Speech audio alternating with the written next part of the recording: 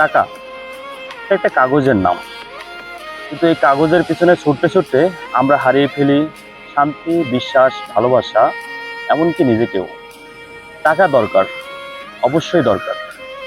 তো টাকাই যদি সবকিছু হয়, তাহলে মানুষ হবে কবে মূল্যবান? আজকাল মানুষ নয়, টাকার মাপেই বিচার করা হয় সম্মান, যোগ্যতা, এমনকি মানুষকেও। এই সমাজে যার বেশি টাকা, তার কথার মূল্য আছে সব জায়গায়। আর যার কিছুই নেই, সেজন্য শুধুমাত্র সমাজের একটা বোঝা। কিন্তু টাকা দিয়ে সবকিছু কেনা যায় না। যেমন মা বাবার ভালোবাসা, একজন সৎ বন্ধুর বিশ্বাস, এবং গভীর রাতে কান্না চেপে রাখা সে নিঃশব্দ সান্ত্বনা।